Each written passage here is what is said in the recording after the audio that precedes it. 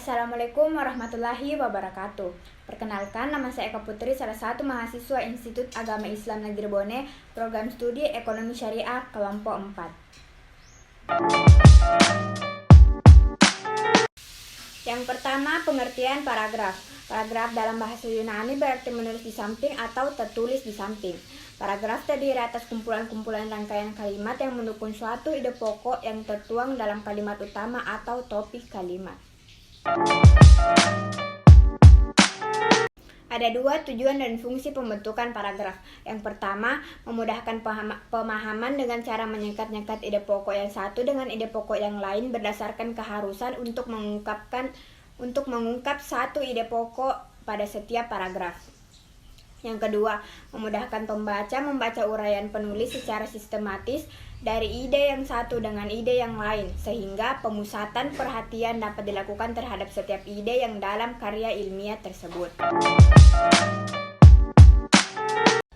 Selanjutnya, jenis-jenis paragraf.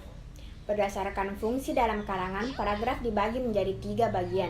Yang pertama, paragraf pembuka. Yang kedua, penghubung paragraf. Yang ketiga, paragraf penutup.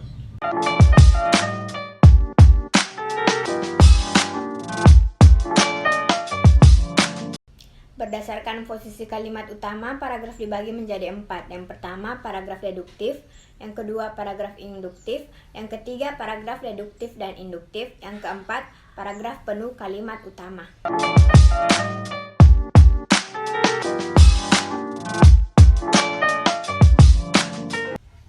Dan yang terakhir, paragraf berdasarkan sifat isinya, terbagi menjadi 5. Yang pertama, naratif.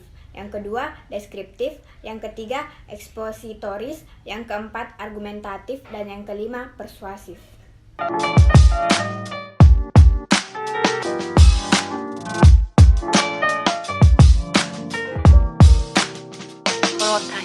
Syarat-syarat pembentukan paragraf terbagi menjadi 3 bagian. Yang pertama, kesatuan paragraf. Yang kedua, pepaduan paragraf. Yang ketiga, kejelasan suatu paragraf.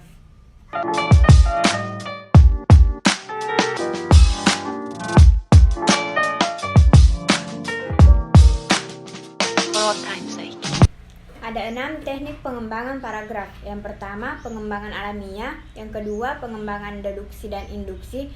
Yang ketiga, pengembangan analogi. Yang keempat, pengembangan klasifikasi.